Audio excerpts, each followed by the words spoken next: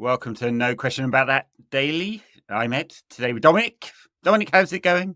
Yeah, good, thank you. Making Wednesday the regular slot, so happy to be back on.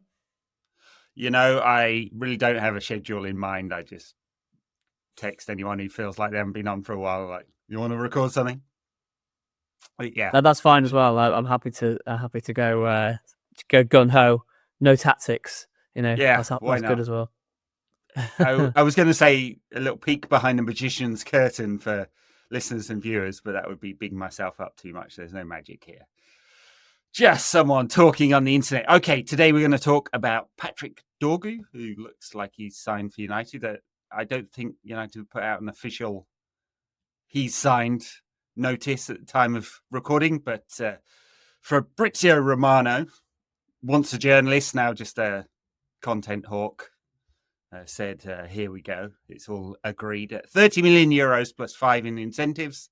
So it's about 25 million pounds guaranteed plus another 3 or so in extras. I can't tell whether that's a good deal or a bad deal. Certainly people on the internet have had takes either way. Initial reaction? Tricky one. It is a tricky one. I was a bit worried about some of the fees that were mentioned when this was in the pipeline, when it was looking up towards the 35, 40 million mark. And I think Lecce were leching at the idea of pulling United's pants down in the transfer market, weren't they? As every club does. I think this would be Lecce's record ever sale. So make of that what you will. They're in the relegation zone of Serie A, so they must be enjoying how much money they're going to get for Patrick Dorgu. The only thing that concerns me, you talk about Big Fab has given it the here we go. No confirmation from Ornstein yet. Who's the true GOAT in terms of transfer journalists, in my opinion. But he's the Messi. I think it is happening to Fabrizio Romano's Ronaldo. Yeah. Well, I don't think he's. I think he's Ronaldo. The Messi to Fabrizio's Neymar, maybe. Yes, that's exactly that. That is exactly. Yeah, Romano once upon a time was a journalist. I mean, he has written stuff for outlets, but I think that is not true anymore, and he just uses his. He did write for the Guardian not until quite recently, so. Yeah. I'm not sure it was him though. Maybe it was somebody else. He gets paid to tweet now, so it's like I don't know about the credibility there.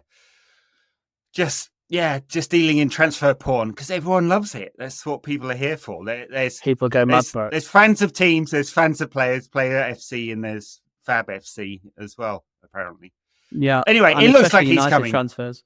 Yeah, especially United. Yeah. I mean, it's the FB Ref site on Patrick Dorgu has been smashed repeatedly by millions of people overnight, no doubt. So yeah. Anyway, let's talk about him. For people to.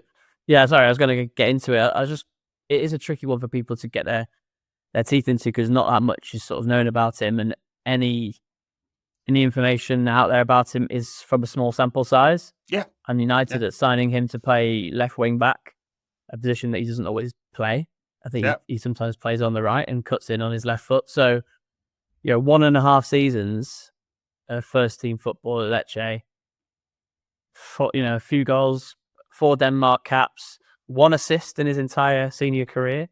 Yeah. So United looking for players who create in the final third are looking at a 20-year-old who has 1 assist. And yeah, that's a concern. That is a big concern. And for everything that I've been told and I've read about him, he is far more physical than technical.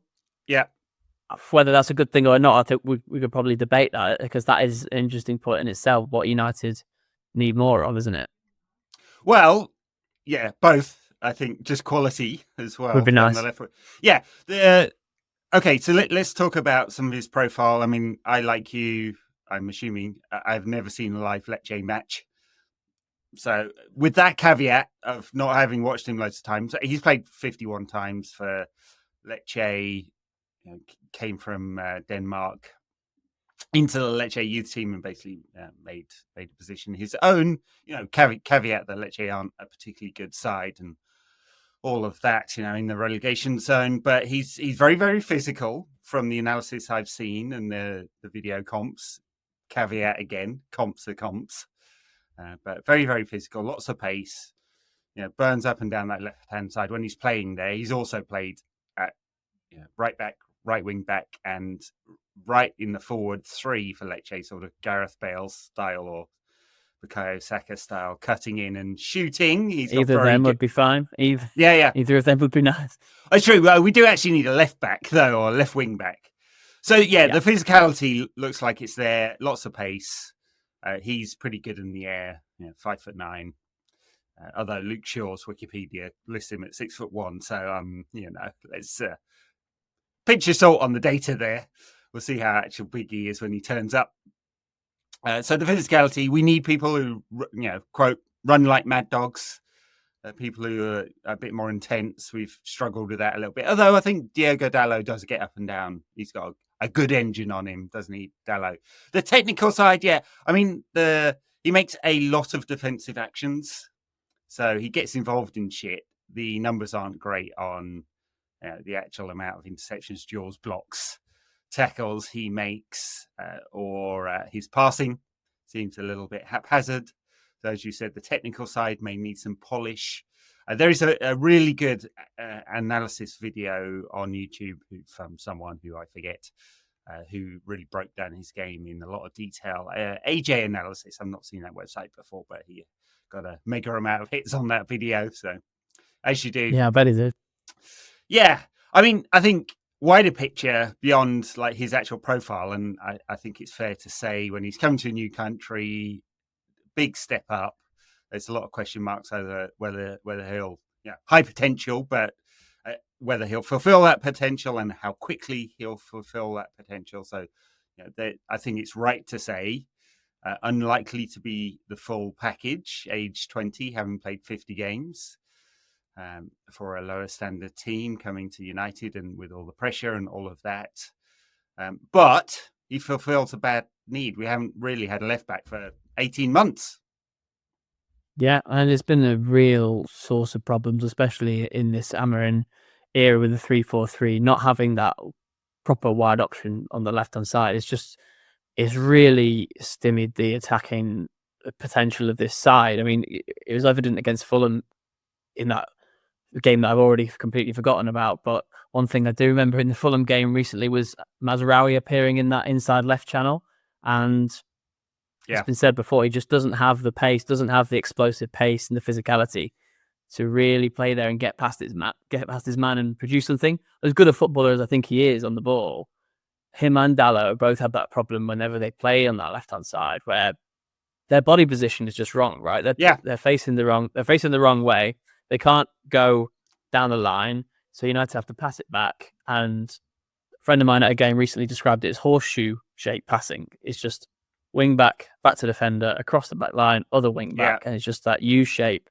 Yeah. And that comes from having players with the wrong foot in those wing back roles. I know inverted wingers are the fashion these days, and Ahmad seems to make fair success of it, but he does have the capacity to go on the outside. That's something that hopefully United are signing Dorgu for. Yeah. He was a bit like that England side in the summer when Kieran Trippier was playing left wing back, and for all the attacking talents they had, the ball was ending up with Kieran Trippier as a left wing back, and he couldn't produce anything, and people were surprised about that.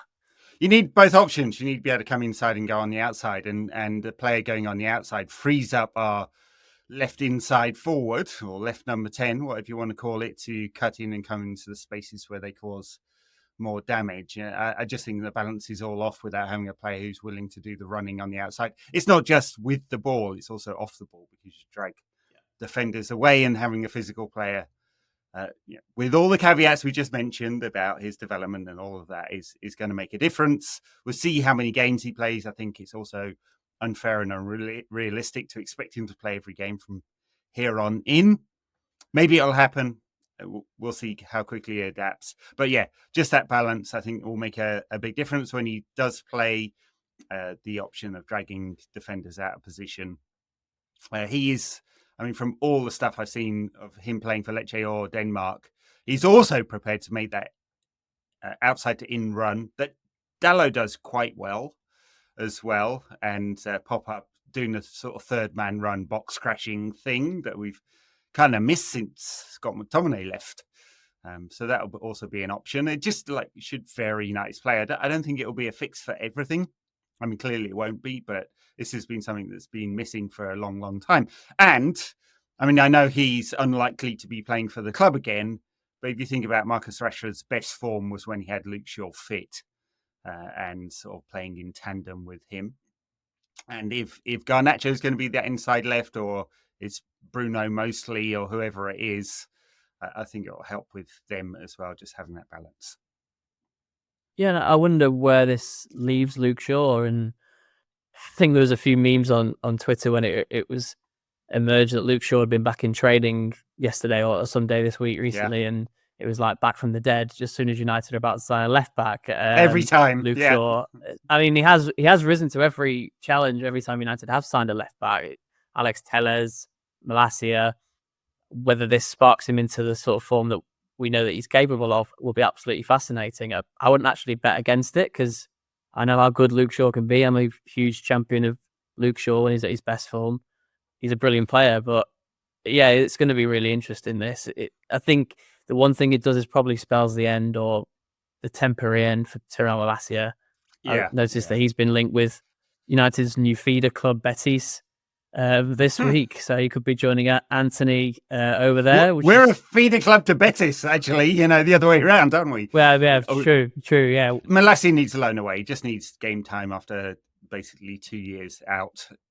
Sure, interesting. He takes a while to get up to speed physically, I think, and so he'll need a few games. I think it might be sensible to think about him as left side of that back three. We'll see whether Amorim likes that idea or not. I like it for the balance. I'd just have an option to Martinez, who's not been awesome this season and is a bit injury prone himself.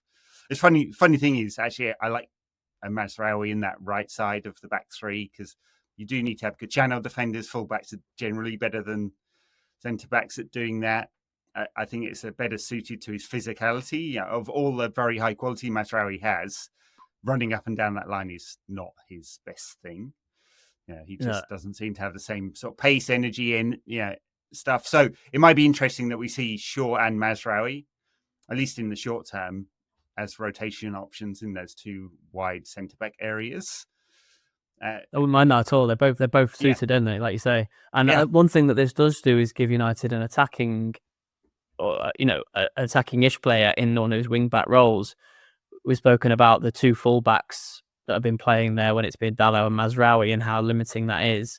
To have a player who has played in the front three, that Dorgu has done that for Lecce, who plays on the right sometimes, who can go either side of the defender. And I think you're going to need Ahmad further up the pitch, so that need sort of emphasises itself, really, doesn't it? With Dorgu coming in, and you suspect it'll be Dalot on the right most of the time. That's going to be a good balance because United are really short of attacking players. Ahmad is needed in the front three. You can't really afford to play him at wing back because who the hell's going to play in the front three if Rashford's not available, Anthony's gone, and all the rest of it? Yeah, I mean, that's very true. We started the season with so many options there. It felt like we had 8 options or something like that.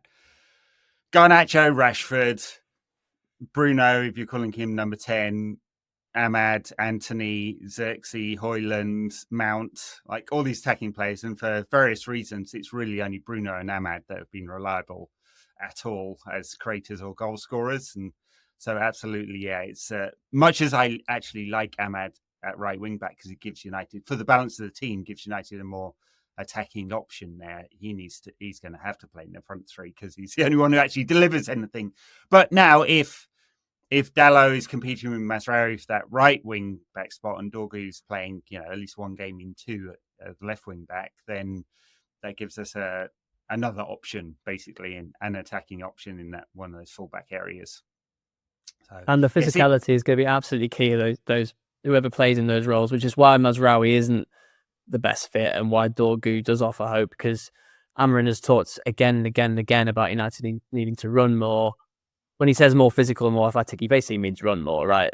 That's the sort of the suggestion of that. And one of the first things he said to Gary Neville in one of those interviews that he didn't think United ran enough. And I still don't think United run enough. It was evident against Fulham. They were out physical, weren't they, really, as they are against so many sides. Yeah, absolutely. Look, it's still a physical game and athletes are important.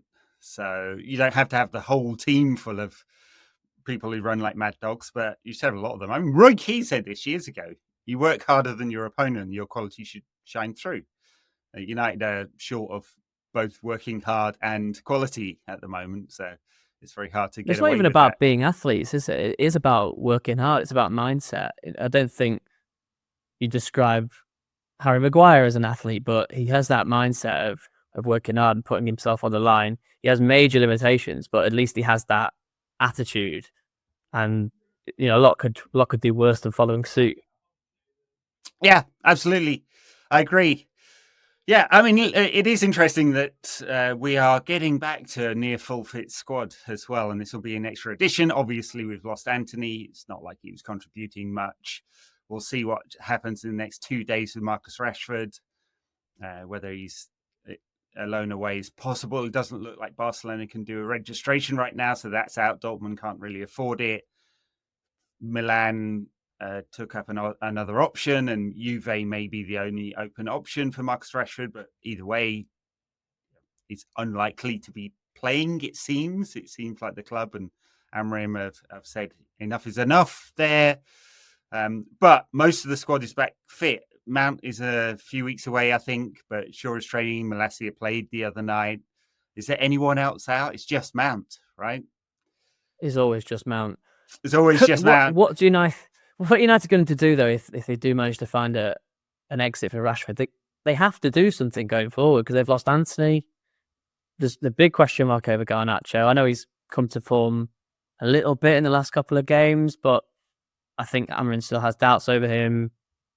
I've said what I think about that and that he should stay, but I still think United are one shy in those front three positions if Rashford goes. And even if he stays, because he's not going to play, like you say, Amorim's basically said, "You're not for me." Yeah. I mean, I do think it's a bit of a misnomer, the continual mentioning of his performance in training. I almost can't believe this would be true after 6 weeks of this, that Rashford wouldn't get it. I mean, I know there's a lot of reductive analysis on the internet that says, yeah, he's just lazy and can't be bothered, but that is not how you get to become a elite level footballer. So there's something else going there. I think this is a signal that they parted ways. I mean, in fact, go back right to the beginning of this. We had a senior club executive, quote unquote, talk to The Guardian on the Monday that he was available, and it quoted a price. This was the club putting out the bat signal, and then obviously Rashford talked to Winter at that charity event the next day, said, I won't badmouth the club if I leave, when I leave. I mean, it seemed like he's ready for a new challenge, etc., etc. And we've seen him once on the bench since then. He didn't come on. That was very odd when he was actually back in the squad, and then never again after that. So I think the divorce papers have been filed, and we're waiting for the judge to come down and say, yes, it's done. The economics are the important part, because we've just spent 25 million euros plus whatever. It's unclear whether there is actually the budget for this or not. That's a big point. That is a big point. And I mean, the PSR cost isn't horrendous. It's 5 million euros a year, plus whatever his wages are. And I assume that is not huge, given he's very, very young and has come from a smaller team, Dorgu, that is. So you can probably pay for Dorgu's PSR cost this year by shipping Rashford out on loan with half his wages paid, right? Something like that. That would balance the PSR books this year. But then there needs to be a permanent solution at some point, because you've got an asset that 2 years ago would have been worth 100 million and now is trending towards zero by the day. Oh yeah, it's depressing how many of those assets United have who they found out on loan just to be shot off. I mean, it's a separate podcast altogether, isn't it, to talk about though? It is. I mean, this was my at least part of my Substack this week, talking about United's transfer failings. But when you've got like Anthony, £80 million, Rashford at his peak was worth more than that. Inside left who scores 30 goals a season, that is extremely rare. So it commands a mega fee. And Jadon Sancho, £72 million, shipped out on loan again. That is pretty damning. Now, you can, whichever side of that argument, whether it's players' fault or club's fault, everyone should look at themselves and go, how the fuck did we get here? Because that is just incredible to destroy that much value as a club. And that's why we're in this situation. It's not just those three. It's repeatedly spending a lot of money on players who fail. And to bring it back to Patrick Dorgu, I mean, 25 million euros isn't going to be a disaster if it doesn't work out. And he's young, that you could probably get some kind of fee afterwards, I imagine. I mean, it's just the club has to be really, really careful about how many fails they get, whatever fee they pay, because it's just too many to sustain. Liverpool's success under Klopp was built on Klopp's brilliance, but also they had like 100% success rate in the market. It was incredible, just that period of everything working out. And United need to get there. Yeah, and I was going to make that point in relation to Dorgu to bring it back to him. If this seems like a signing for Amorim's system and a bespoke signing for a 3-4-3, if we're led to believe that Dorgu's best position is as a left wing back, and that's where he will play nearly all the time, which I think is the case. But United now, with these best executives in house and the likes of Jason Wilcox running recruitment and all the rest of it, are still making decisions based off what the manager wants and what suits the manager. I know that they've probably done their due diligence on Dorgu, and the analysts will have had their say, and it ultimately will come down to Amorim's sign-off, though. That's the thing. And United are now in this cycle that they were in with Ten Hag, with spending up to £1 billion worth of players for Ten Hag and for Ten Hag's players. And then how many of those have generated as much resale value as United paid? Basically none of them. And how many will do? Not many of them. So it's really interesting with Dorgu. Like you say, at least his age is on his side. The fee, I question. I think it remains to be seen. Have United learned their lessons? That's the biggest question. Yeah, well, obviously Ashworth's out. He wasn't particularly a recruitment guy, more an operations guy. Wilcox seems to have taken on a lot of that role with Barada. And we got Christian Vivel, who hasn't signed a long-term contract, but is still on this kind of rolling short-term interim, thing. Isn't it? Yeah, he was at RB Leipzig or Red Bull Group and Chelsea for a short time. He appears to be leading the recruitment side of things, at least with Wilcox. But yeah, absolutely. It wouldn't be a surprise to me if you look at what has happened at Nice, where they basically aim for a lot of young players, that United don't do this for the next 2 years. Now, we are likely to be buying bespoke players for Amorim, and that is risky, if they don't fit any other system. That's really specialist players are wing backs in this. Yeah, it's the most specialist that you can really find, isn't it? Yeah, it is, and you don't find too often. Right? It's not 3-4-3 is it's a lot less popular than 4-2-3-1 or whatever, right? So that will be a question if it doesn't work out with Amorim. But they have to support him. It's not like the club can go, well, we've picked this guy, we're not sure about him. Well, let's see if he's successful. We'll withhold funds until he is. I mean, that's self-fulfilling cycle of crap, isn't it? So they have to support him. It's just obviously we're looking down the line going, have United learned the lessons? Are they doing squad building properly? That is, you can move to the next guy and 90% of the squad will fit the next guy, and you're not doing this massive turnover of players because you want to make that investment in upgrading the quality of the squad or replacing injured or aging players or players who've failed. Not like, okay, new man, new system. He wants 7, 8, 9, 10, 20 players in the case of Ten Hag, and we're going to blow all our budget on that. It's madness. And we were led to believe when Sir Jim and his team came in that we were going to get best in class in every system, but also it was about supporting the manager with all the right people around him, and that is very much on recruitment. And Sir Jim called that out as well. Recruitment, got to get recruitment better. And that is absolutely right, because it's United's largest expenditure on fees and wages. I mean, it's a massive part of the overall club budget. And when you fail, you fail. And we've seen the results of that. Yeah, I mean, at least United are going after young players, the profile of players who have higher ceilings. Like you say, Dorgu's already got 4 caps for Denmark. He hasn't got that for no reason. Like I said at the top of the podcast, he's unproven. But United are it's such a two-sided coin, isn't it? Do you back Amorim or do you just buy players for the project? The fans want you to back Amorim, right? The fans are chanting Amorim's name at every game now, and I see that I interpret that as a message to the current players and to the ownership that we're behind this manager as a fan base. Come hell or high water, we're going to chant his name.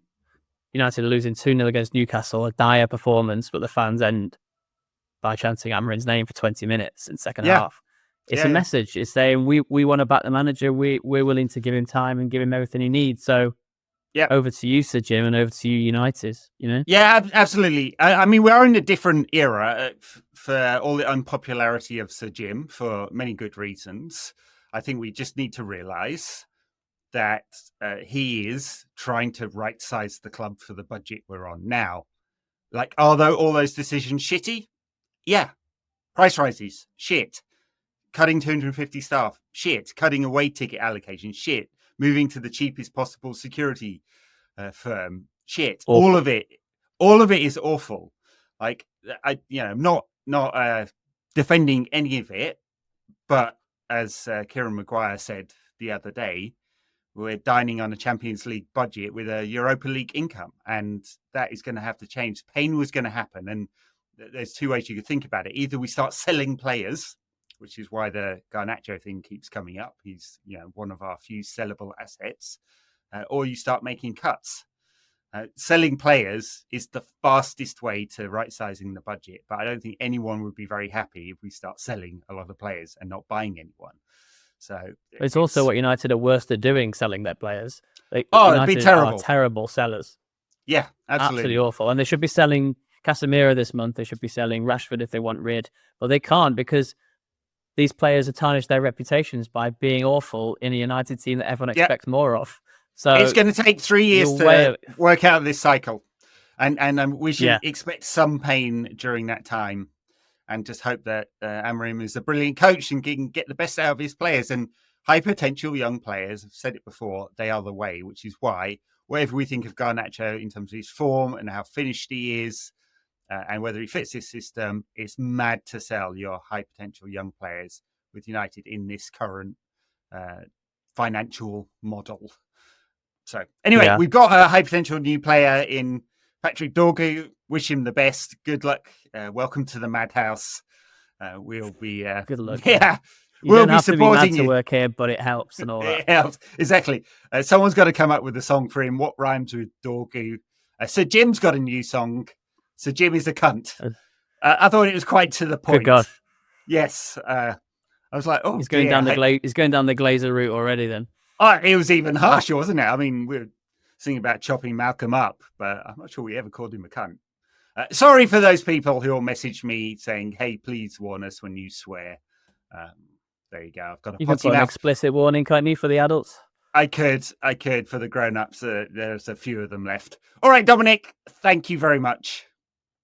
Cheers, Ed. Pleasure as always. Listeners, viewers, wherever you are, have a great one. Bye now.